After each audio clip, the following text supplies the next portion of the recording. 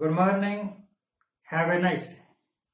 वो लोग मेरे ख्याल से धरती का बोझ है जो दूसरों के दुखों को देखकर खुश होते हैं। वो लोग धरती का कोड़ है, कलंक है वो, जिनके कारण दूसरों के जीवन में कठिनाइयां पैदा होती हैं। ज्यादा करके लोग ऐसे ही दूसरे की तरक्की देख के जलना या उसमें रुकावटें पैदा करना, दूसरे को खुश देख के जलना या कुछ ना कुछ ऐसा करना है कि उनके सुखों में, उनकी खुशियों में कुछ ना कुछ विघ्न पड़ जाए। लोगों का फन है, उनको मजा आता है। परंतु यकीन मानिए, भगवान खुश नहीं होता इससे। God is not pleased. 4 दिन पहले इधर केरल की तरफ हिंदू सब आ जाए, भैया बजरंग दल या कोई दल, पता नहीं कौन से, इन्होंने ना बीजेपी वालों ने अपने दल वगैरह बहुत बना रखे हैं हिंदुइज्म के नाम पर। एक चर्च में गए और उसमें वहां दंगा किया, मार पिटाई की। इल्जाम ये लगाया कि ये जो चर्च के पादरी साहब है ना, लोगों का धर्म बदलवा रहे हैं, कन्वर्जन।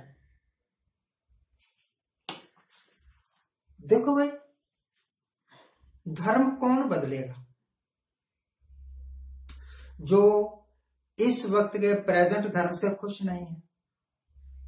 कई सरकारों ने तो इंडिया में कानून भी बना दिए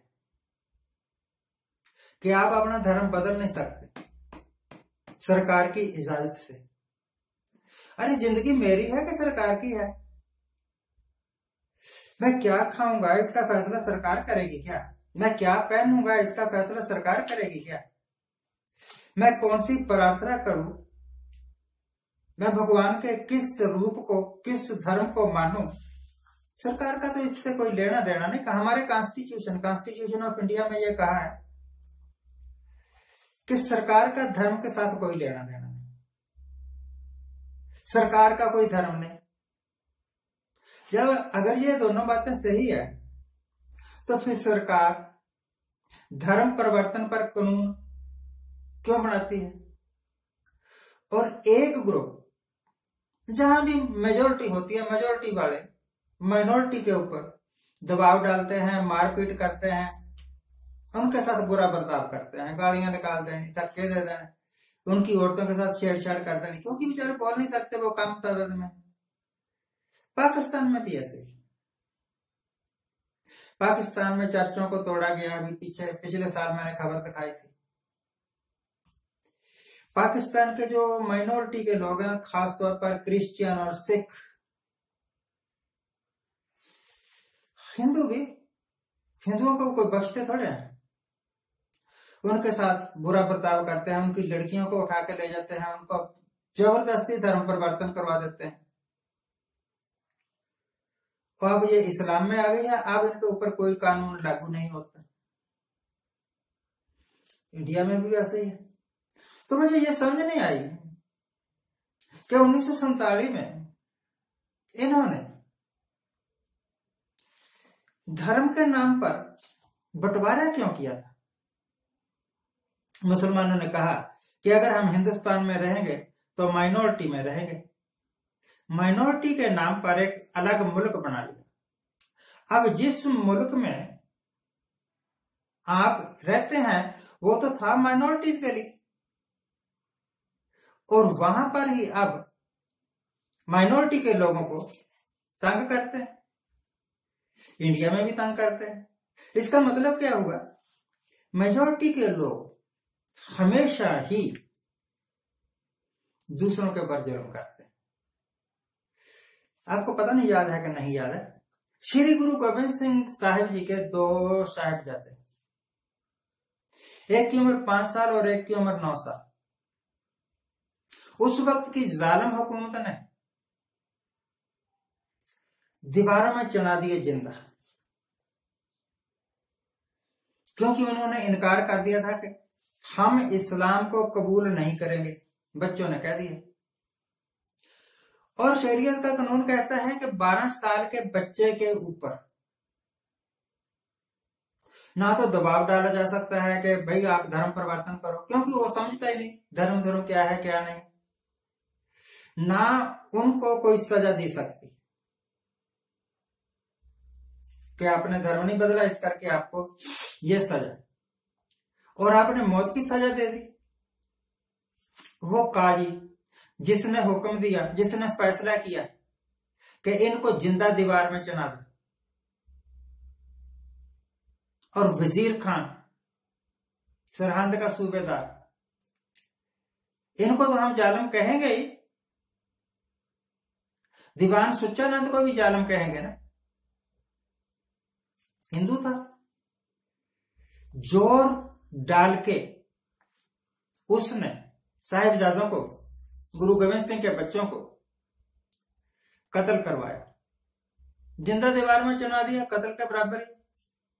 जब दीवार यहां तक पहुंची, बंद हो गया सांस आना, तो मर ही जाना ना। जिन लोगों ने यह जुर्म किया था उनका आज कोई नाम लेवा नहीं है। जिस गुरु गोविंद सिंह के बच्चों को शहीद किया, जंग में शहीद किया या दीवारों में चिण दिया, उस गुरु गोविंद सिंह का नाम लेवा क्या मतलब? बनाया हुआ खालसा सिख हिंदुस्तान के हर एक कोने में मिलता है। हिंदुस्तान क्या है? एक वैसे तो भैया लोगों ने बनाई है कहावत, पर है ठीक ही। वो कहते हैं कि potatoes and six are found everywhere in the world. हर एक मुल्क में सिख मिलते हैं। जहां सिख है वहां धर्म है, जहां प्यार है वहां मोहब्बत है, वहां दूसरों की, गरीबों की, मजलूबों की केयर है। ये सरकार अगर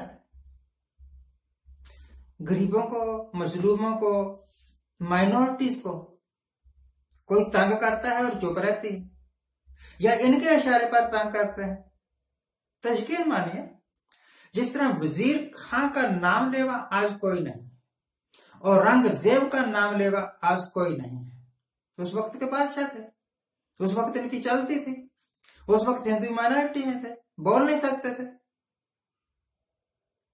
आज उनका नाम लेवा कोई नहीं, और जिनके ऊपर जुर्म किए वो इतने प्रफुल्लित हुए कि पूरी दुनिया में उनका डंका बजता है। अगर बीजेपी वालों आपने माइनॉरिटी को, गरीबों को, मजलूमों को इसी तरह तंग करना, इसी तरह चर्चेस में जाके और तोड़फोड़ करने, उनकी औरतों को गालियां निकालने और इल्जाम लगाने का धर्म परिवर्तन कर रहे थे। धर्म एक पर्सनल मैटर है, ये आदमी ने डिसाइड करना, मैंने डिसाइड करना कि मैं किस धर्म में जाऊंगा, आपने नहीं करना। इस तरह की गुंडागर्दी अगर आप करोगे तो एक दिन आपका नाम लेने वाला कोई नहीं रहेगा, ढूंढते रह जाओगे आप अपने आप को, जिस तरह आजकल कांग्रेस वाले ढूंढ रहे हैं अपना वजूद खो दोगे, क्योंकि खुदा का, भगवान का, अल्लाह का, वाहिगुरु का डंडा बड़ा जबरदस्त है। जुर्मी को इस तरह मारता है कि वो दोबारा पैदा ही नहीं हो सकता। समझ आइए, अभी भी वक्त है ना।